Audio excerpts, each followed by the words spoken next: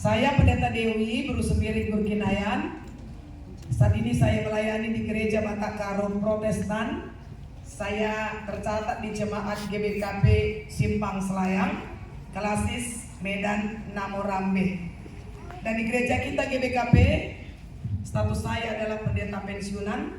Setelah COVID mereda, saya pulang ke Medan dan kembali menelusuri Karo, tanah Karo, di mana saya pernah ada di sana dan melayani, memasuki desa-desa, dusun-dusun, hutan-hutan belantara. Itulah tugas utama kami. Dan yang hadir ini kan kebanyakan spesialis ya, dokter THT. Tadi ketemu dokter Jerry, tiba-tiba saya pengen sekali rasanya sakit kuping. Iya, ketemu dia pengen sakit saya jadinya. Memandang wajahnya pun saya senang. Jadi di lapangan saudara, kalau teman-teman semua sahabat-sahabat saya di lapangan menangani penyakit-penyakit ya yang berhubungan dengan telinga, dengan kuping, ya sama aja ya. Pokoknya THT itu saudara layani orang-orang sakit, orang-orang mengeluh, yang tiba-tiba tuli, yang tiba-tiba berair, yang tiba-tiba lemas. Itu bagian saudara.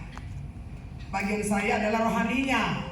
Dan juga bagian yang paling sering terlupakan adalah penguasa-penguasa yang ada di udara yang banyak merasuk umat Tuhan. Jadi di lapangan sana, tim kami ini disebut sebagai Ghostbuster, pemburu setan.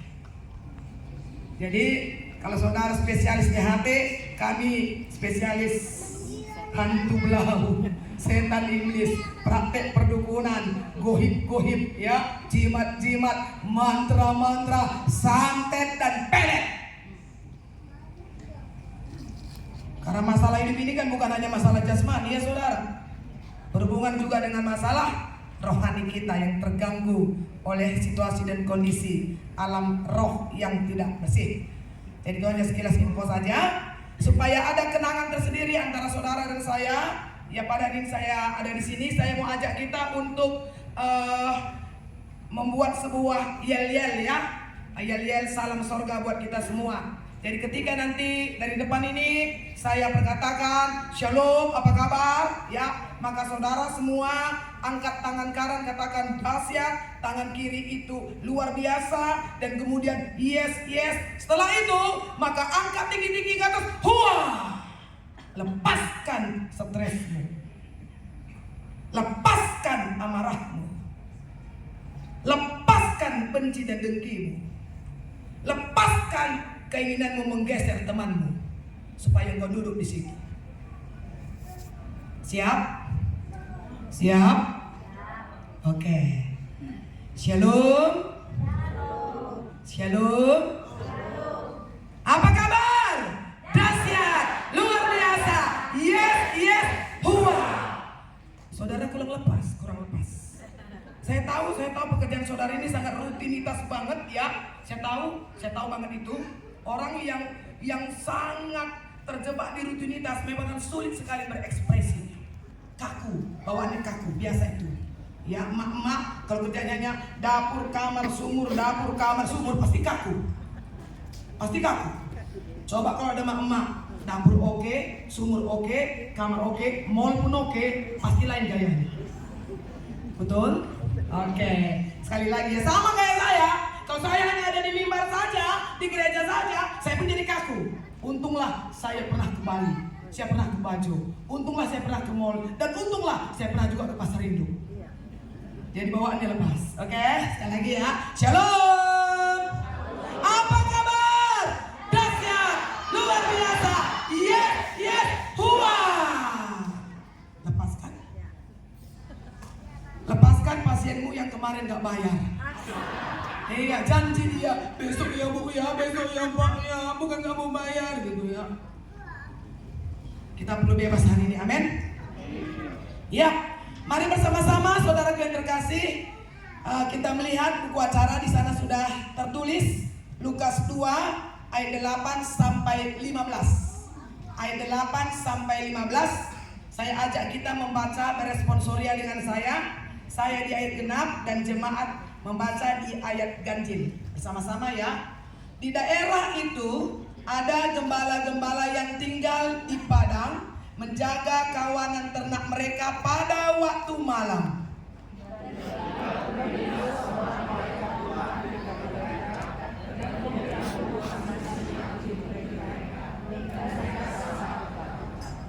Lalu kata malaikat itu kepada mereka, "Janganlah takut, sebab sesungguhnya Aku memberitakan kepadamu kesukaan besar untuk seluruh bangsa."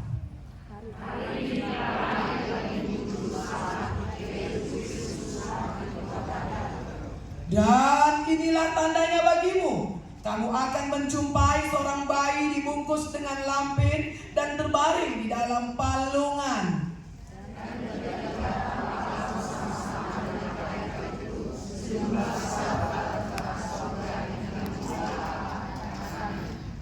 Kemuliaan bagi Allah di tempat yang maha tinggi, dan damai sejahtera di bumi di antara manusia yang berkenan kepadanya.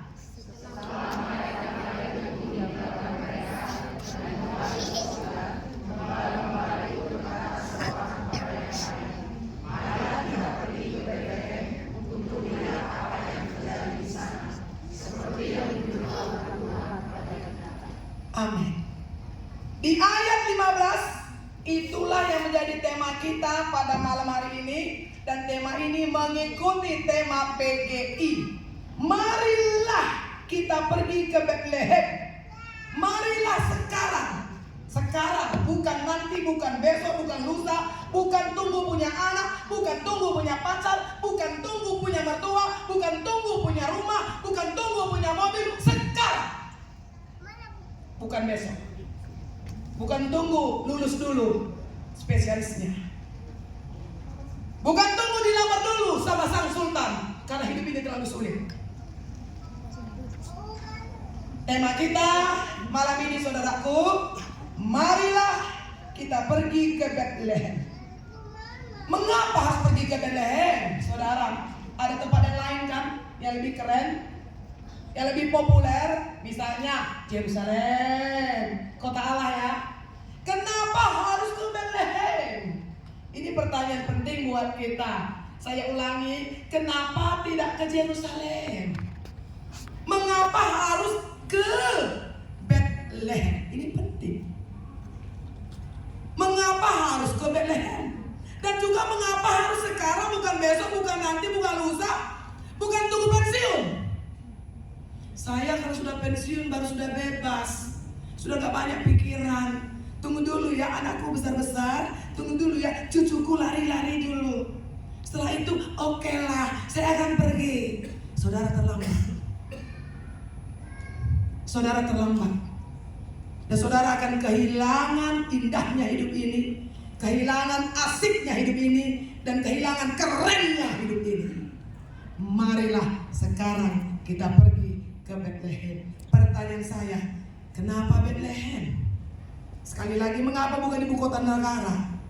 Kalau mungkin kita pakai konteks kita sekarang ya, mengapa bukan di Jakarta? Kenapa di pasar induk Lauci yang mungkin gak terbaca dengan map? Kira-kira begitu. Saudara, mari kita perhatikan apa sebenarnya yang terjadi di Bethlehem. Di ayat 8 dikatakan, di sana ada kawanan gembala-gembala bersama dengan kawanan ternak. Ada sekelompok masyarakat yang dari hari ke hari, dari pagi sampai malam, dari Senin sampai Senin, dari tahun pertama sampai tahun ke-10, ya, dari mulai kakeknya, neneknya, sampai ke cucu keturunan ketiga, keempat, mereka ada di lingkungan para gembala dan kawanan ternak. Ya, artinya ini dinasti para gembala, dinasti para kawanan ternak-ternak. Saudara, ini dulu kita renungkan ya. Bayangkan itu, bosan gak sih dengan rutinitas seperti itu? Dari pagi ke pagi, dari Senin ke Senin, dari bulan ke bulan, dari minggu ke minggu, dari tahun ke tahun. Itulah para gembala. Karena ini kebiasaan mereka, ini keseharian mereka, sehingga buat mereka itu ya biasa saja. Apa boleh buat? Kami kan gembala. Kalau gembala ya inilah, berangkat pagi pulang malam. Ya inilah gembala. Ya inilah kami. Selalu ada di padang gurun, selalu bertemu dengan kambing dan domba. Sekali-sekali ketemu serigala, betul ya? Sekali-sekali ketemu dengan singa. Ya sekali-sekali makan enak lah. Sekali-sekali. Ya beginilah. Saudara pernah mengalami itu? Ketika orang bertanya, ya beginilah. Jadi seorang ibu ya begini. Semenjak jadi istrinya si Anu, semenjak saya punya 4 anak dan sudah 10 cucu, ya beginilah. Inilah tahun ke-20, ya saya begini. Sudah tahun ke-20 loh. Ya begini. Pernah? Kira-kira bagaimana itu? Termasuk anak-anak muda semuanya. Ya, gimana dengan kemudaanmu? Ya beginilah pendeta. Kami orang muda ya apalagi. Ya mau gimana lagi ya? Ya beginilah kami. Namanya anak muda zaman sekarang, zaman now. Ya beginilah. Ya HP lah, ya Facebook lah. Ya beginilah. Halo, kawan, sahabatku. Sama juga dengan saya. Ini juga pertanyaan. Pendeta Dewi, sudah berapa lama jadi pendeta? 30 tahun. Gimana jadi pendeta? Ya begini, ya biasa aja. Lah, ngapain kita ini? Ya biasa aja. Saya Senin persekutuan doa, nanti Rabu ada persekutuan keluarga, nanti ada orang sakit, hari Minggu sehat Pak. Ya beginilah, 30 tahun, ya beginilah. Nggak tahu deh, untuk apa hidup ini akhirnya? Saudara, tolong diiringkan musik Bang.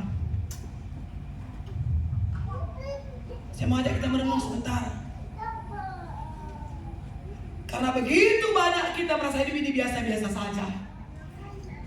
Jadi bapak, kepala rumah tangga, jadi suami. Ya beginilah setelah jadi suami. Ya beginilah setelah punya istri, wanita karir, sosialita, ya beginilah. Habis mau gimana lagi? Ya nasib lah. Punya istri si A si B, punya suami si A si B, punya anak-anak. Ya beginilah. Halo sahabatku, ya beginilah. Hidup Anda ternyata biasa-biasa. Ya, biasa-biasa ya. Oh, dokter THT ya. Sudah berapa lama? 20 tahun Bu Pendeta. Terus gimana? Ya beginilah. Namanya dokter. Namanya dokter ya beginilah. Ke praktek. Kadang-kadang ke Pringadi. Kadang-kadang gak ada malik. Ya beginilah.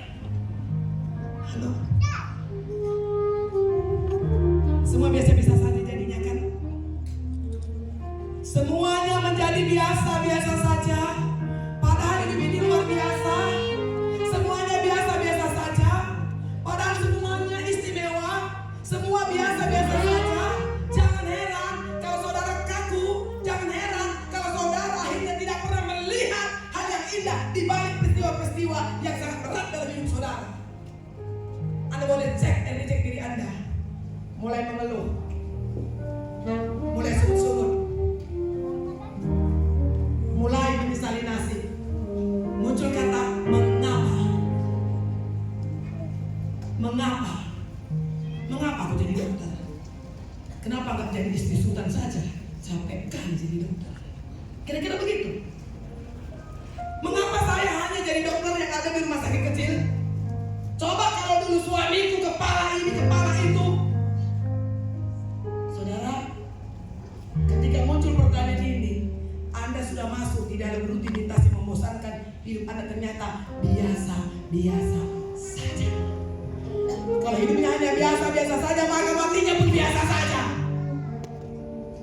Gak jelas surga atau neraka sama dia. Ayo, mulai renungkan sebentar.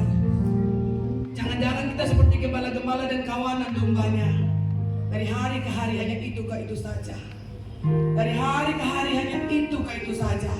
Ibu-ibu, ya kaum ibu, para istri, bapak-bapak, anak-anak kami semuanya. Ketika Anda berkata semua biasa saja, Anda orang paling malang di dunia ini. tapi kan biasa-biasa saja, betul? Enggak kan? Enggak biasa-biasa saja kan? Ya enggak lah. Karena saya luar biasa, maka saya hadir malam ini di sini. Kemarin kami masih melewati daerah longsor, berusaha pulang hari Sabtu dari pelayanan kami yang panjang di Tanah Karo, di pelosok-pelosok, untuk kami boleh menjadi orang luar biasa hari ini, di Natal ini. Saya bilang sama teman-teman, kita bernatal boy. Natal di mana pendeta? Di Le Polonia. Keren. Jarang-jarang kami masuk Polonia loh. Waktu bandara masih hidup, sering. Itu pun jemput bukan naik pesawat. Jemput kawan-kawan datang pendeta. Siapa yang Natal pendeta? Dokter spesialis. Wow. Kami bangga langsung ketemu dokter spesialis. Langsung kami, kalau gitu kita sakit nanti enak ya. Makanya ketemu dokter Jerry. Jerry, aku tiba-tiba pengen sakit kuping begini. Kami senang ada di tengah-tengah saudara, karena kami merasa kalian luar biasa. Karena kami merasa kalian luar biasa, kami senang ada di tengah-tengah saudara. Kami punya sahabat, ternyata punya dokter spesialis. Dan berkami akhirnya kami akan gampang kalau sakit. Kami doakan kami gak usah sakit. Kalau kita ketemu bukan karena sakit, ketemu tapi minum kopi di Starbucks. Jangan dong ketemu dokter, ya aku sakit, yang gak enak kali lah ya kan. Ketemu dokter, kapan kita minum kopi dong? Masa soal ketemu dok sakit perutku?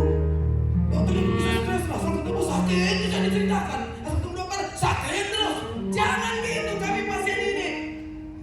Ketemu dokter, dok, apa kabarnya dok? Ini mau Natal kan dok? Gimana dok, kopi yuk? Kan dokternya pun senang. Asal ketemu dokter, dok sakit kupingku. Yang paling ngeri, sakit hatiku. Gimana dokter mau ngobati sakit hati? Apalagi tinggal pacar, kan kamu kita gantikan kan? Kedudukan pacarnya kan bisa beramai di sini. Saudara, ayo, yang merasa hidupnya biasa-biasa saja, yang merasa semua biasa-biasa saja, menua pun dia biasa-biasa saja, hati-hati.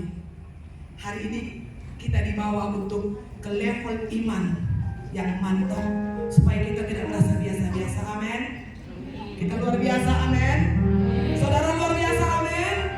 Sekalipun dunia bilang Anda biasa-biasa, tapi kita berani bilang saya luar biasa. Kenapa? Karena kita memiliki Yesus. Amin.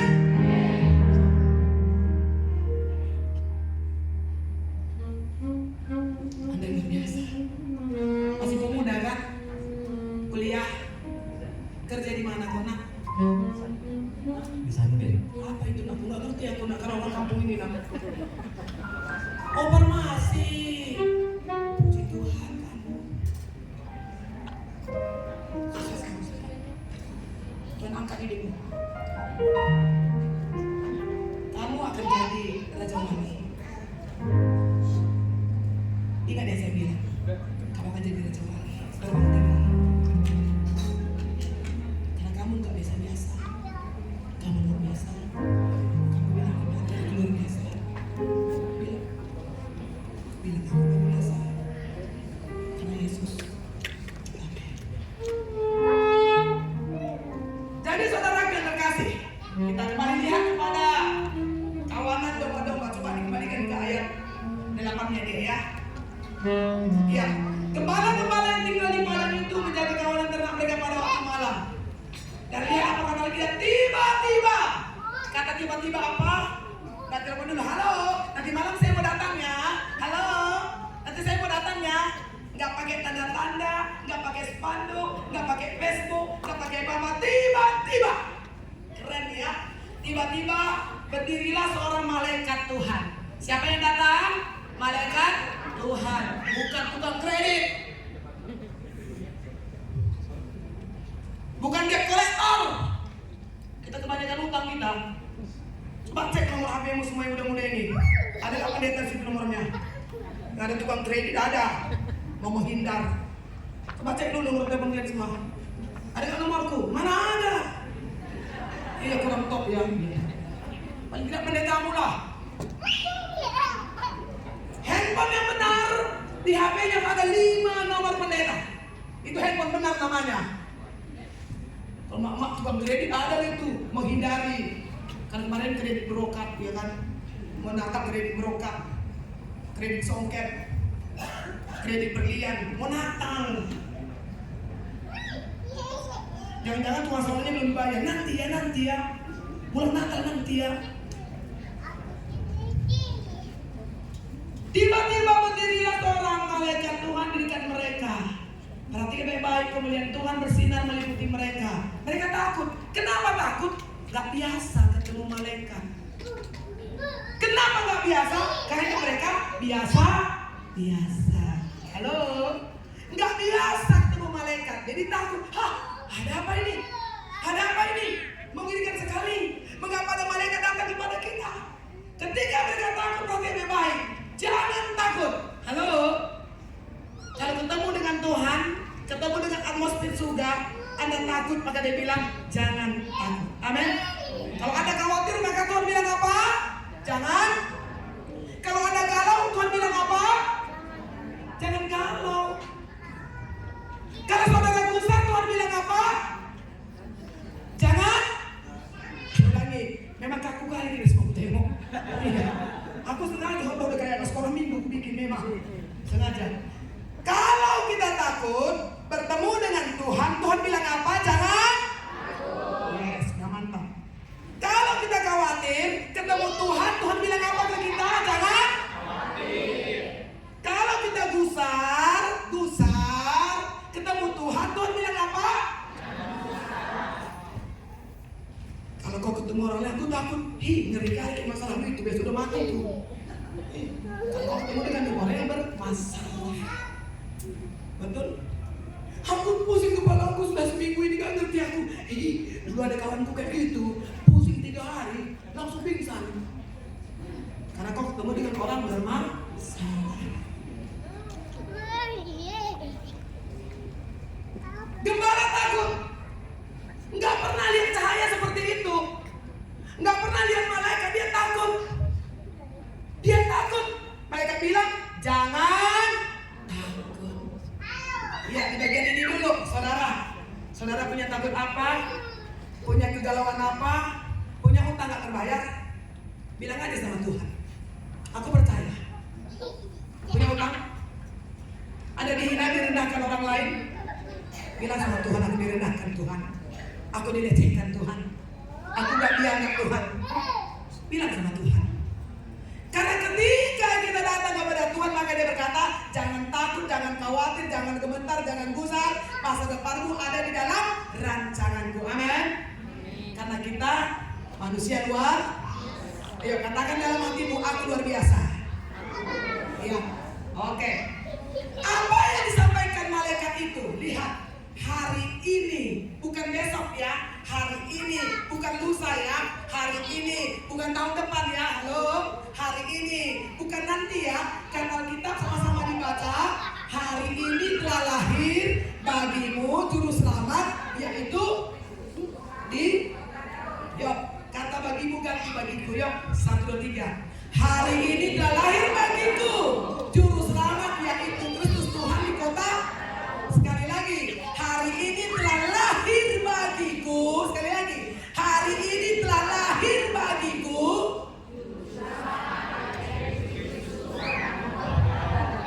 Yes. Hari ini telah lahir bagiku, bagimu, bagi kita semua.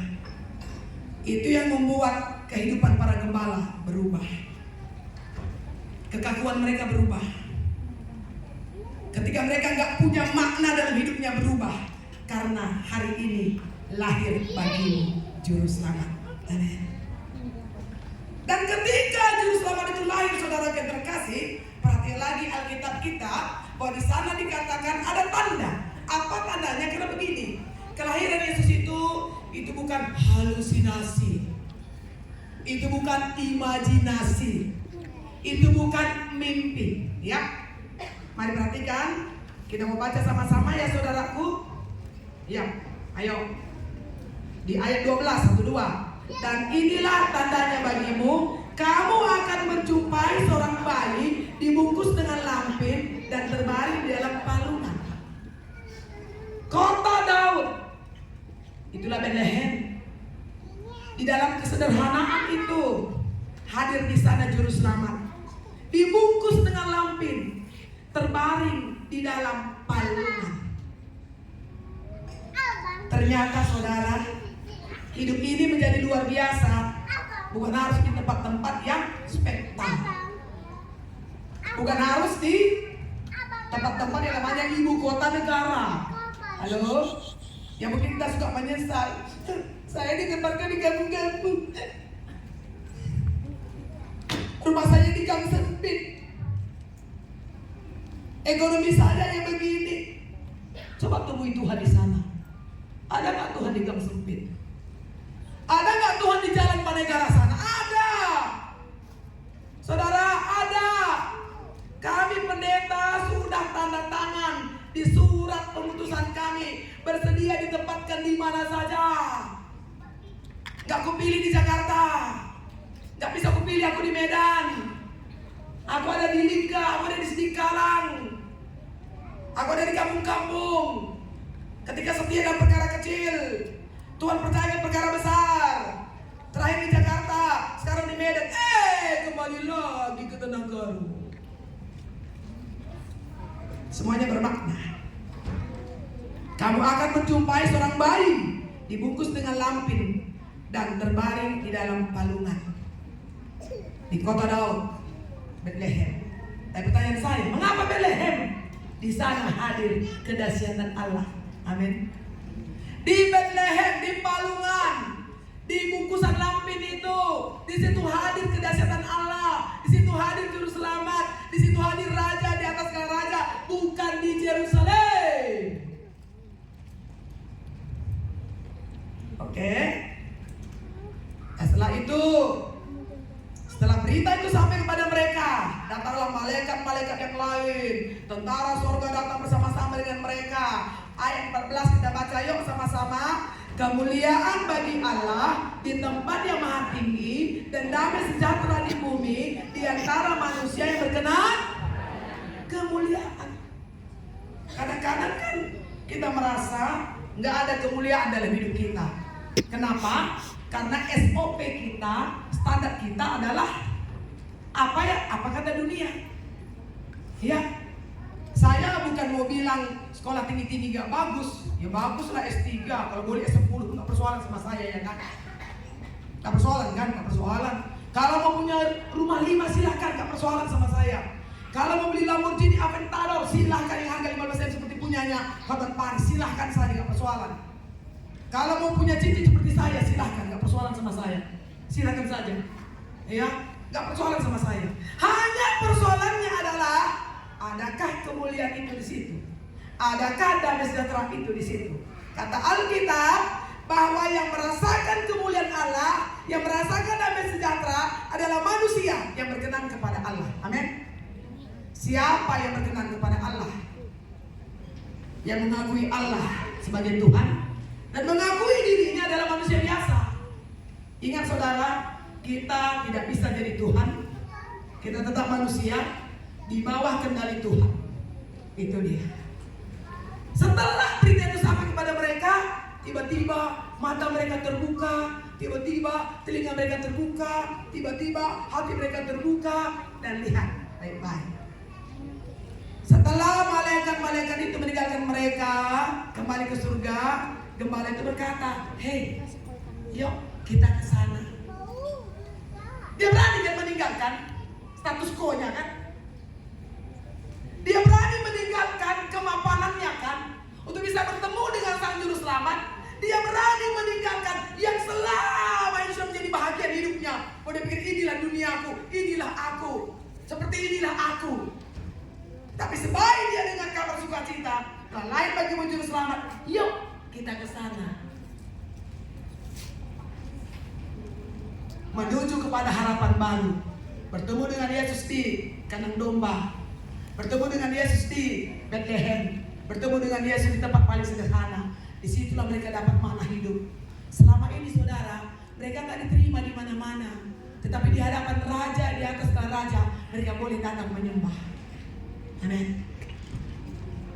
Jadi, saya hanya mau bilang kepada kita pada hari ini saudara, Bethlehem itu masih ada. masih ada? Masih. Palungan itu masih ada? Masih.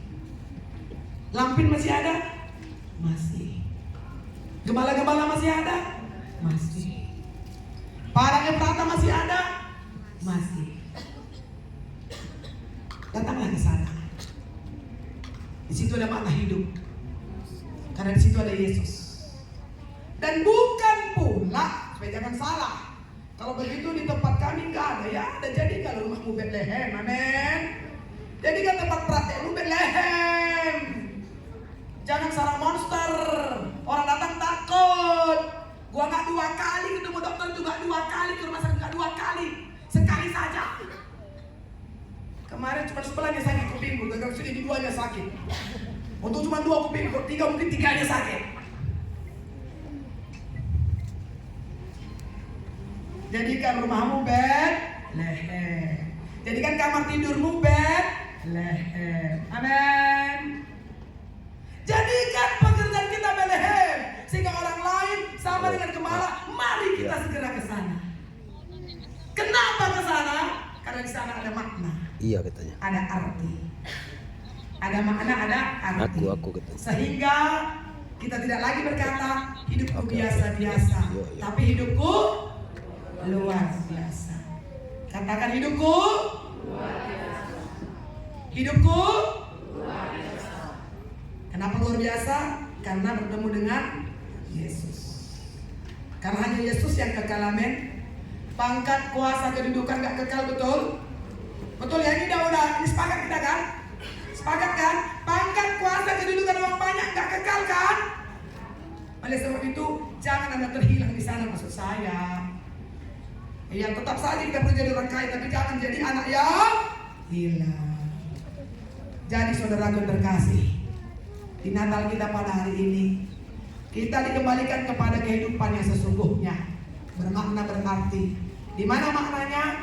Ketika kita mau bertemu dengan Yesus itu, kita punya kesibukan, kita punya rutinitas. Ketika bertemu dengan Yesus, maka di situ kita tahu hidup ini ternyata luar biasa.